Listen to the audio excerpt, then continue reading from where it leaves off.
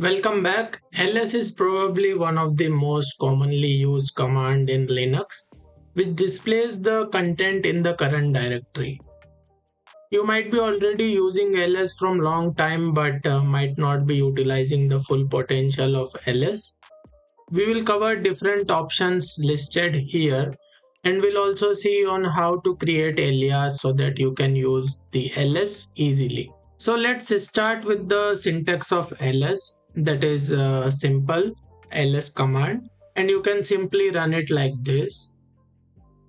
Here you can notice that the folders are colored with blue and files are having no color. And if you directly use ls like this, you can see there are no color scheme for folders and file. So this is something good to have facility which we get with ls color auto. And when we run the ls command, it runs ls with color auto option, you can see here. So as you can notice here, we are getting all the file names like this. But if you want to see the file name or directory name per line, you can run the ls with -1 option like this. And you can see in each line we have one file folder name, and this is alphabetically arranged. Let us see the next option, that is -t, which sorts the file by modification time. So for example, this can be useful when you have tons of log files and you want to see the latest one first. So let us go back to terminal and run this. So here we are inside log file path, and I'm going to run ls-t.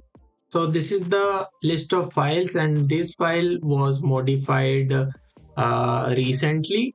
Now if you just want to see the latest file, you can use it with head command, and you can club ls-t with head -1, and it is going to show you the file which is recently modified.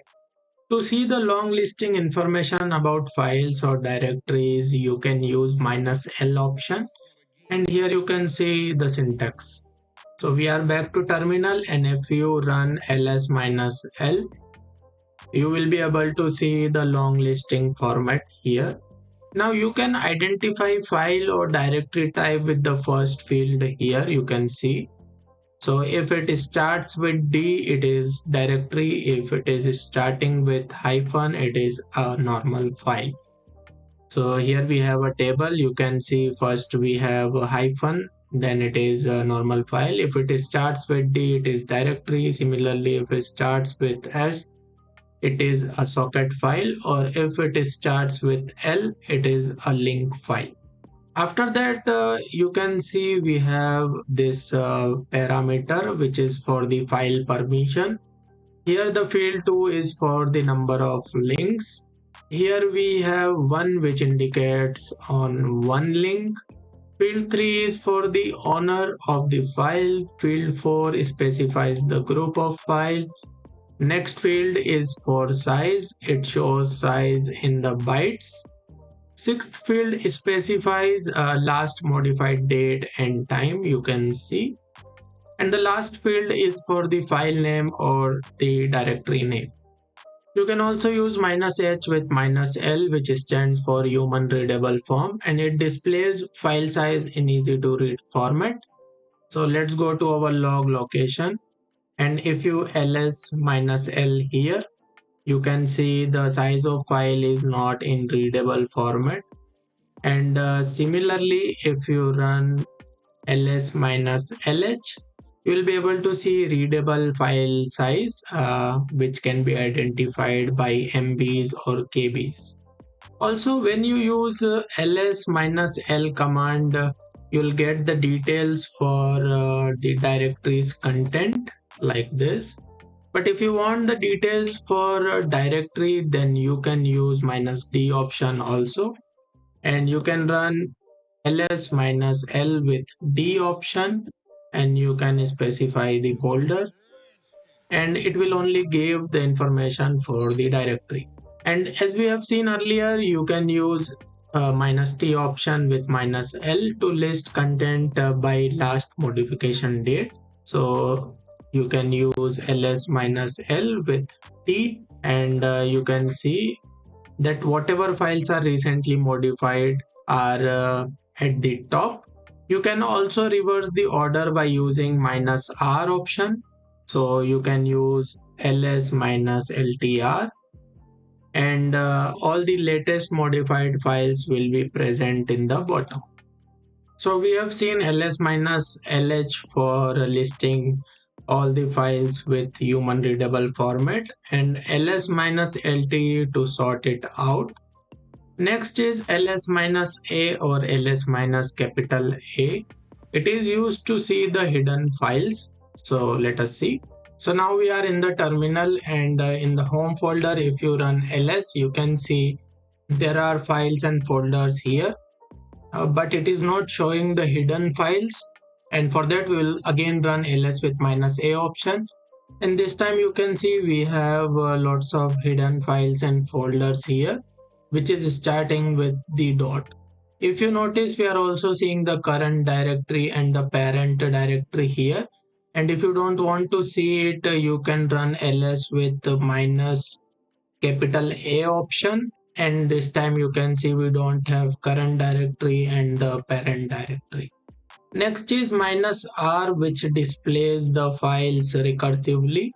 So if you run ls minus capital R here, you can see it is showing us the files recursively.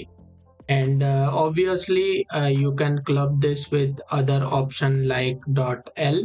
So let us run ls minus capital R with L, and this time you can see it is listing down all the files which is inside those folders. You can display file UID and GID using -n option. So let's see that. So ls minus n, and this time you are seeing that we have UID and the GID for the user and the group. And if you run without -n, you will be able to see that we are seeing username and the group name instead of UID and the GID. Next is -f option, which is used for visual classification of files and special characters. Now, if you run the ls -f here, you can see after the directory we have a slash, and after the file name we don't have any other character. So it is used to identify the type of files. So here we have a list of character which it will display based on file and directory type. So slash is for directory. For normal file, there is no operator there. @ is for the link file, and asterisk is for the executable file. Now let us run ls minus f in user bin, and you can see we have tons of files which is ending with asterisk and @. So whatever files are ending with asterisk, those files are executable files, and whatever files are ending with @, those files are link files. You can also create alias for ls. So for example, you want to run ls minus lrth again and again, you can shortlist this by creating a alias. So you can create alias like this: alias ls equal to ls minus lrth. Now the alias has been created, and if you run ls, it will run as ls minus lrth. But once your session is ended, you won't be able to use the same alias. For example, let's exit from this session and connect it again. Now if you use the ls, it won't run as ls minus lrth. So to persist this in all the sessions, you can add this alias in bash rc. So for that, let's edit bash rc, and here you can add the alias like this, and we'll save this. Now let us exit from the session and connect again. Now you don't have to create the alias again, you can simply use ls command. and you will see that your alias will be working.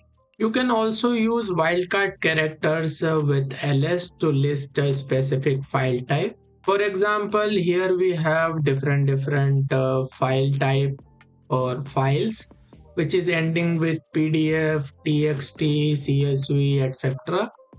Let's say you just want to list the csv files, so here you can use ls minus l, and you can use wildcard character dot csv.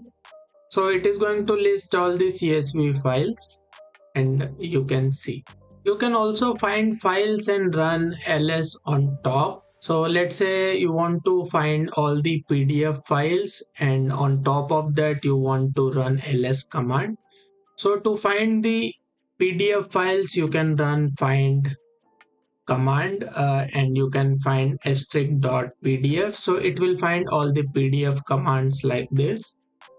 But you want to list down all these pdf files, so for that you will have to add pipe symbol, and you can use xargs. So this xargs will run on top of the result which we are getting from find command, and then you can run ls minus l.